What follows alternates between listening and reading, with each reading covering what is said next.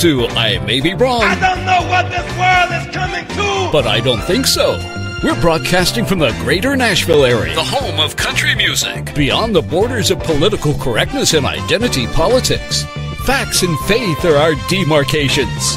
Truth lights our path. Here's the Barry White of Podcast Radio, the venerable Alfonso Ashworth.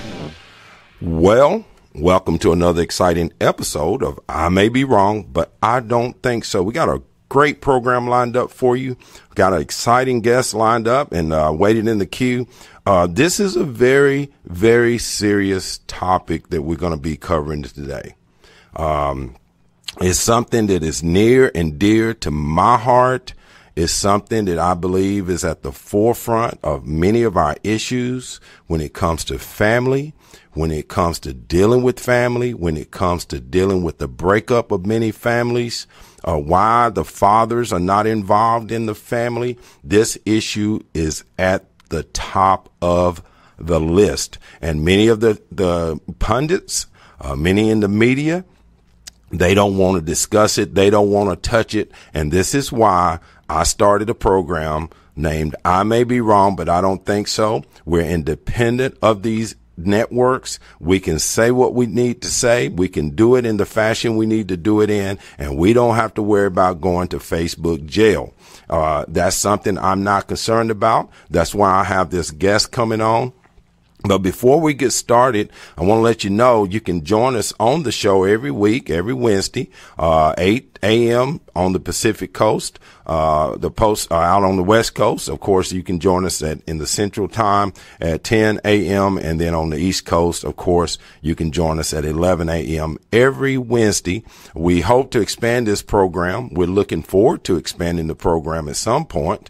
We're hoping that, of course, you can help us do that. You can go to the website, I may be wrong, but I don't think so.com. If you want to become a subscriber, become a contributor, you can do that right from the website. We have a lot of things happening. We got a great poll that we started on the website.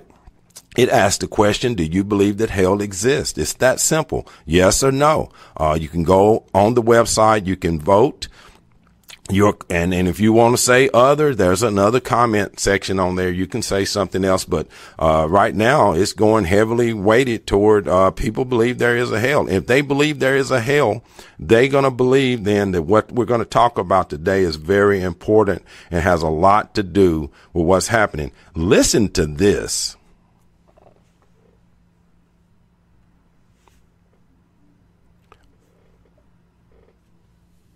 When it comes to the facts about abortion, there's a lot of information that's out there that people are not getting. Like, since Roe v. Wade was established in 1973, there has been over 60 million aborted infants in this country. And I'm not talking about the world. I'm talking about just this country alone. There has been over 60 million aborted babies. In some districts of New York, there have been more minority babies that have been aborted than have been born. That's a fact. And many people don't want to face those facts. They don't want to come to face with those types of facts. That we've aborted 60 million citizen babies in this nation since the establishment of Roe v. Wade. Of course, there's a lot of things that people also don't want to talk about. Post-aborted dads. And the guest that I have in the queue, we're going to talk about this in a frank and in a serious way. But Pastor Bruce E. Rivers is the senior pastor of Mount Moriah First Baptist Church in Dos Palos, California. He is sought after for a speaker on issues, of course, with Black fatherhood aborted. That's one way that you can find out more about him. We're going to bring him on. Welcome to the show, our brother, Pastor Bruce E. Rivers. How you doing, sir? Man, well, you know what? We're out here in what we call the Big Valley in Cali. Just, okay. That's my name. I'm so blessed to be with join you this morning out here. And so if you don't know where that is, you remember the TV show, The Big Valley? Oh, yes, sir. House. No. We're thinking about Bonanza. Yeah, that was Bonanza. Oh wow, Yeah. we going way back. Barclays. Yeah, the Barclays. He's Jared and Nick. Yeah, them rebel rousers and Miss Audra and of course Miss Barbara Stanwyck. Oh, yeah. Mother Barkley. They controlled a whole lot of land. We like to call it down somewhere between Sacramento and Bakersfield. Mm-hmm. And that's a huge valley in California, 350 miles long, 50 miles wide, between two mountain ranges, Sierra and the El Diablo, the Devil Mountains. Right. And they controlled a lot of land, and they were cattle barons and all that kind of stuff. Mm-hmm. They probably had gold, they had a big house, but we grew up watching that show. Never would have thunk I'd be actually living over here in this valley. I grew up on the coast in Monterey, right, over the hill, but now here we are, smack dab. Our good friend Lonnie likes to call it. He said, if you come to California and look at the map, and you'll see almost the belly button of California. We're almost geographically the center of California in that area. So, well, of course, that's where we are. And there's a lot happening in California. And of course, God. This is a 30-minute program, so we can't cover it all. Yeah. But of course, the reason that I thought of you as a guest, not only have I heard you on Lonnie's show, Lion Chasers Radio, many times, and I've been on that show as well. Yep. And we've had a lot of discussions about this issue. And of course, we get a lot of pushback as well. This issue about abortion and family and fathers and post-aborted fathers, how are you directly connected? Tell the audience, one, what is it you're doing, and why is it so important at this time? Well, it's important at this time because, especially in our community, we in our community, I'm talking about people that got our shade or hue, as Lonnie would say. Want to use? I like his little euphemisms and things. We talk about this all the time because we did grow up together. So I pick up on what he says, and sometimes he picks up on what I says. Amen. But he's the man. Right. But we have.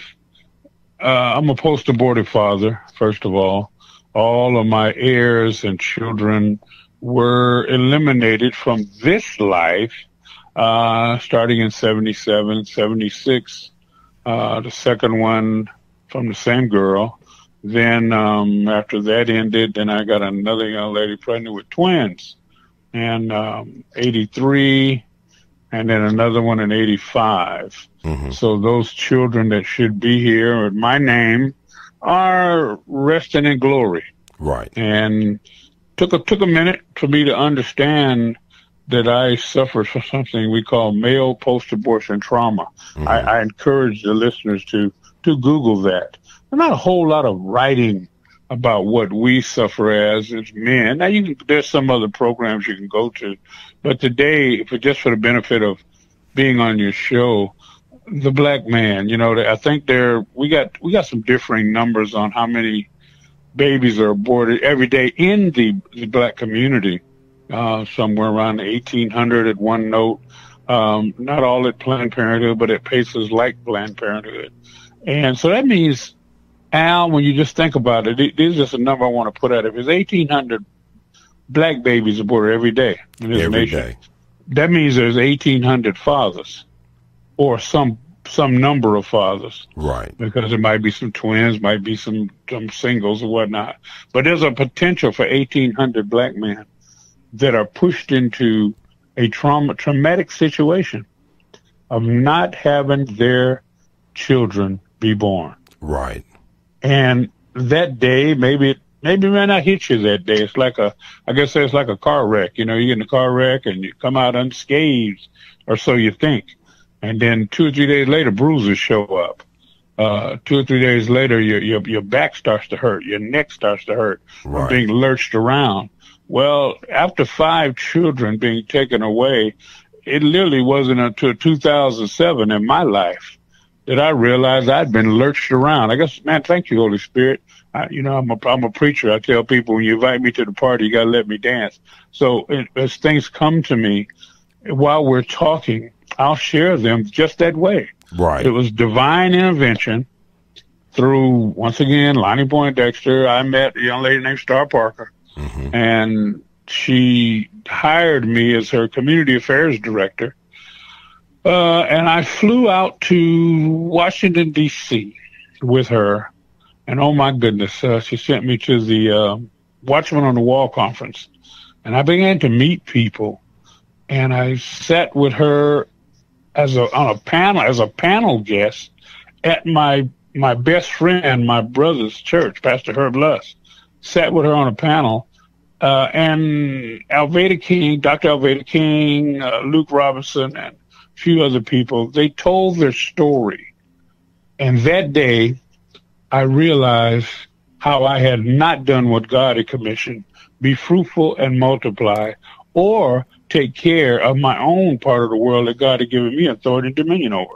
Amen. And I literally bolted from the stage, and I've been on this quest since then. Number one, to put some books together, one called No More Rivers, End of the Line. I'm the last rivers in my bloodline. And then it became a booklet to talk about the up-to-date statistics, and called My Story, Black Fatherhood Aborted. Right. And that's been the healing process. Yeah. And Pastor, I want to stop you just for a second, because you hit on something. When you said it ended your lineage, it ended your bloodline. That sort of sticks in my soul when you think about it in that way, that God had given you a purpose, and because of our own flesh and our own sinful nature, and because of the wickedness that we see in abortion, you've been robbed of that lineage.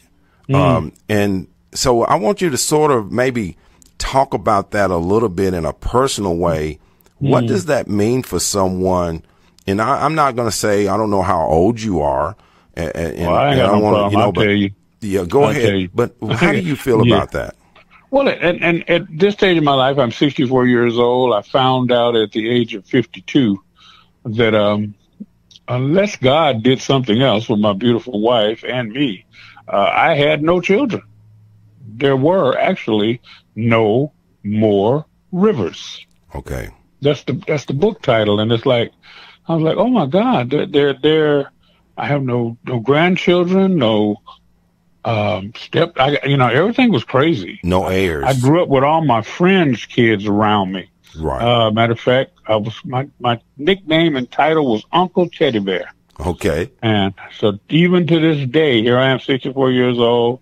I have children that are in their 30s and 40s. When they see me, they're still Uncle Teddy Bear. It ain't necessarily Pastor Bruce. It ain't necessarily Uncle Bruce. It's Uncle Teddy Bear.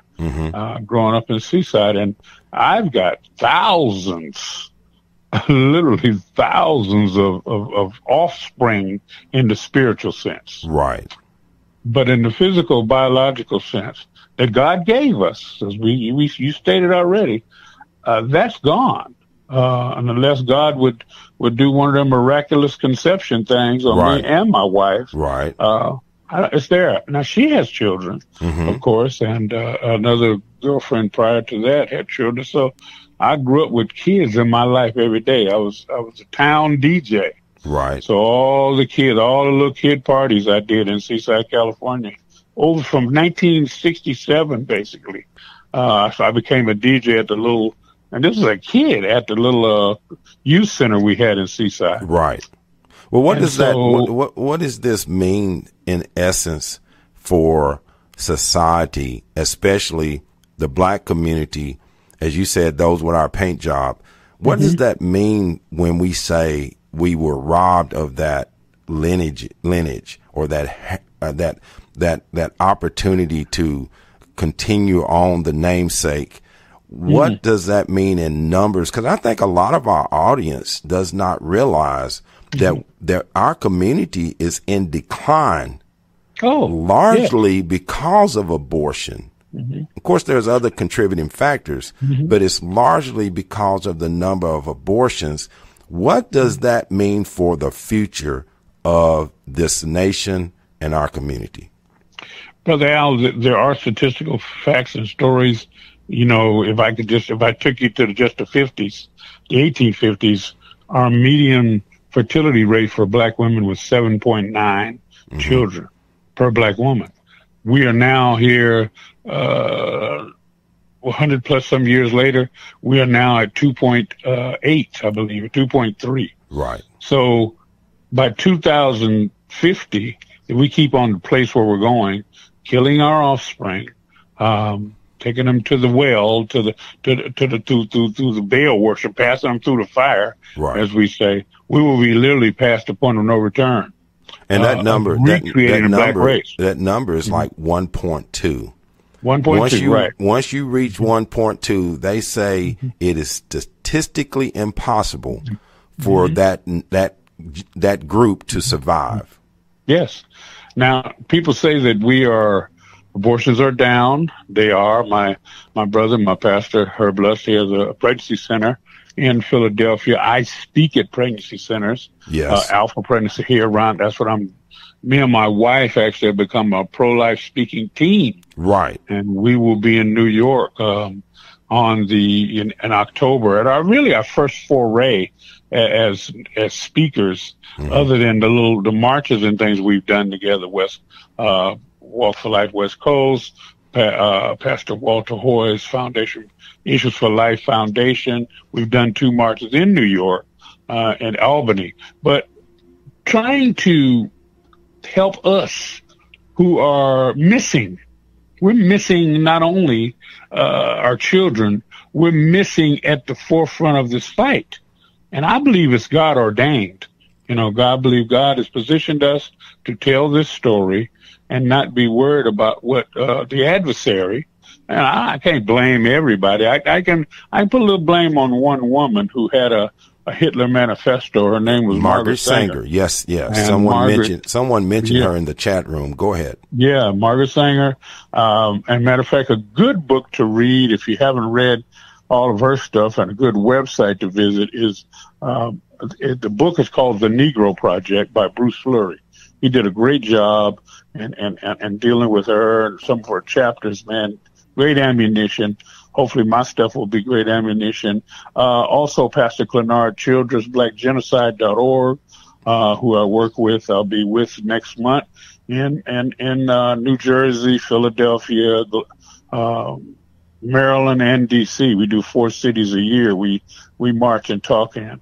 So you can always go to, I got a couple of websites, but the newest one I've been dealing with is called Urban Pastors Ending Abortion. It's a Facebook page, not a website. Urban Pastors Ending Abortion. Go there, share it with it, like it. It's getting a lot of traction, to help people have up-to-date facts, have people have up-to-date organizations going on, National Black Pro-Life, and there are hundreds of us trying to dispel the myth. And the generals that are out there, Dr. Alveda King, as you heard me say, Star Right. Parker, Lonnie, of course, you. Yeah. It's a groundswell of information, but we have a blockage. We have this attitude that some of us believe we're not telling the truth. People of our hue, because they've been bamboozled. There's an old word we haven't used in a while. Right. To believe that it's just a bunch of hogwash of what we're saying. You know, we wouldn't kill our own children.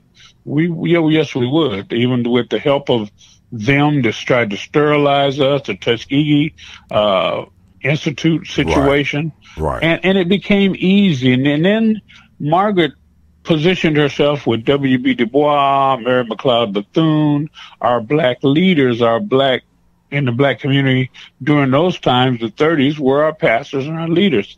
So the men have brought this thing to the community. And it's going to be the men of God that are led by God, guided by the Holy Spirit, to stand up tall and say, no more. We've got to eliminate this blight from our own community. And I'm honored to be chosen for one of those. I'm like I say, I'm just a little kid from the seaside, from the Monterey Bay Area, and now all of a sudden I'm thrust into this thing. I don't enjoy it, but I enjoy the fact that truth is being told. And another forum being here on your show, Al, I'm excited. There are thousands of us, but sometimes people want to act like we're not there. And it does look like that in San Francisco. That's why I made this issue part of the program, considering that, if we don't stand now, it's going to get to a point where it's going to be too late. And it's now getting to the point to where, especially in the black community, we've been marginalized. And those voices that are out there, like yours and Lonnie and Dr. Hoyt and many, many others, Alveda King and Star Parker, I could go on and on down that list. They're being put aside because they're being told, well, you're a traitor. You're a sellout. Exactly. You're an Uncle Tom. You don't care about your race. You hate the black community. And we're getting that from the church. It's coming from within the church. How, as a pastor of a church, a head pastor, the lead pastor of a church community, how do you deal with that issue within your ranks? How do you combat this within your own ranks? Al, we've been fooled so effectively. I'm a church pastor. It's a small church in the Central Valley, but it's one of the oldest churches here, a predominantly black church. And, and I grew up in those two words, predominant black or all black. This church was the first black church in this part of the valley. And then they birthed two other churches and a granddaughter church. Well, and nowadays our younger people, hey, they're doing, once again, I did my share of partying, believe me. Right. But we're doing more partying. If you go to the social media thing, I'm a member of Phi Beta Sigma Fraternity Incorporated. And I remember when they came out with My Brother's Keeper program, right? Along with, and they partnered with our former president and whatnot. Well, now I'm not, people. I'll get pushback even saying this. People are here to be a Sigma. Well, the first thing they'll be asking about is, is he financial? Why is he talking about Sigma? That's just like the same thing. As a pastor, I get blowback because people want to put President Trump in my front mirror and my rear view mirror. Okay. Even though I was pro-life before he got into this program. Exactly. Exactly. And I can testify to that. Yeah. Because we've had this discussion many, many times on air and off air. And you were right there on the front lines with many, many others that have come forth, not only sharing your story, but sharing what you're doing now. You got a couple of minutes. Tell the audience what they can do to help you and others fight this battle. Well, it's just like, I'm building up my donor base, of course, yes, to get to different places to be. There's a lot of rallies and campaigns. And of course, in our community, we don't support things like they do. I get my support through friends and here locally and around the world. Right. Literally that donate to what me and my wife do. And we just get to the point now where, like I say, the people we're going to see in New York, they picked up the tab to bring us there. Right. Put us in a hotel one night. It's not a whole lot of things. And it's not about a get rich quick situation. No. This story must be told. It must be told. And those of us that share the story, the donor base, it's there. People, I get phone call, Pastor, how can we help? How can we help? But first and foremost, the help is in my local community. And people have walked away. It does hurt. We say, when God puts something in you to do it, you can say, well, Lord, that's going to be tough because they're looking at one thing and not looking at the picture that you said. Yeah, I knew you. I formed you in your mother's womb. So life begins with you.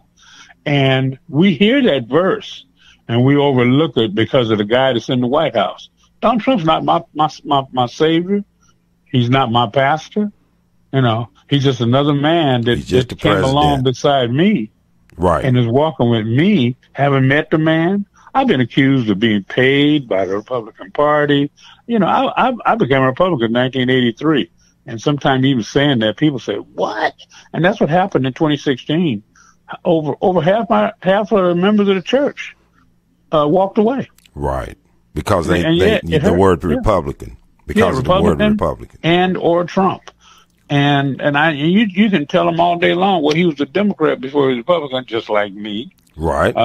And I began to read for myself, and myself found out these people were pulling the wool over our eyes for a long time. Yes. And I'm not mad at them. There's plenty of pro-life Democrats and biblically correct Democrats in Washington, but I found out that when they all get together, they sit in the same rooms and they laugh and joke until the cameras come on. Right. And then because they want job security. That's exactly it. That's all it is, man. I mean, if you don't know also, I did have a stint in prison. I found out how can 700 people keep 7,000 people in one place in check? Well, they allow certain things to pit them against each other so they don't worry about the guards. And I tell you, that's definitely another program, and I would love to cover that ground, because you've got a background, if I'm not mistaken, you were in that radical mode for some time. And I would love to share that story as well with our audience on another show. But of course, you got a minute. Go ahead and just sort of tie things up and tell them how they can contact you again, how they can get in touch with what you're doing. And, of course, we ask them to support you. Go ahead, Pastor. Amen. First of all, let me just say being saved is the best thing that's ever happened in my life. Then my wife, of course. Now, as I said, you can go to – I don't have my web page back up yet, but my church name is Mount Moriah First Baptist Church in the city of Dos Palos, California. If you want to donate to that ministry, to Post Office Box 564, Dos Palos, California, 93620. Or you can just go follow me on Facebook with Bruce E. Rivers. That's another story. They took pastor off my name when we supported Benjamin Netanyahu that year. They shut me down for 14 days, long before they really started all this other stuff. I think it was in 2013 or 12 or somewhere. They shut me down for 14 days. So then I created a few more pages, Men for Life, and of course, Urban Pastors Fighting or Ending Abortion. And you can go visit all of those. You can call them. Yeah, I get my phone number out, and I know it's a risk sometimes, but everybody got it anyway. 831-333-6620. You can call that number, talk to me directly. I've been called and told off, cussed out by classmates, by family, and everything else. So I'm thick-skinned, and I like the one-on-one conversation, right? Because that's how we deal with each other, one-on-one. Well, and close it out with that saying, "Thank you, Al." Well, you know what, Pastor Rivers, I'm definitely going to have you back on the show and talk about some of these other issues. But God bless you, and I really appreciate you coming on and being a part of the program. Anytime, and bless you. Thank you for asking. God bless, man. Of course, that was Pastor Bruce E. Rivers. Of course, he is the pastor of Mount Moriah First Baptist Church in Dos Palos, California. You can reach him. His phone number, of course, he gave out. It will be on the program. And look, there's a lot happening. There's a lot of moving pieces here. There's a lot of things that are happening that are seen and some things that are unseen. But let me remind you that since 1973, we have aborted or murdered 60 million babies. That's a nation, folks. And we wonder why we're having a shortage in this nation of good educators, good law enforcement, good politicians, good citizens. We have murdered many, many millions of babies in this country, and God is not going to be mocked. So, of course, I want to thank you for being a part of the show today. You can do more. You can help out. You can join us on the show at I may be wrong, but I don't think so.com. Please donate to the show. Keep us on the show so that we can continue to expand this out to other places. We got all the podcasts. And, of course, we really want to thank you. And as always, I want to tell you, God bless America, God bless you, and God bless our children. You've been listening to Alfonso Ashworth, The Barry White of Podcast Radio. Go forth and share his message. I may be wrong, but I don't think so. Remember, no two people can ever occupy the same place at the same time. You were uniquely and wonderfully made. Born an original. Don't die a copy. God bless. Peace.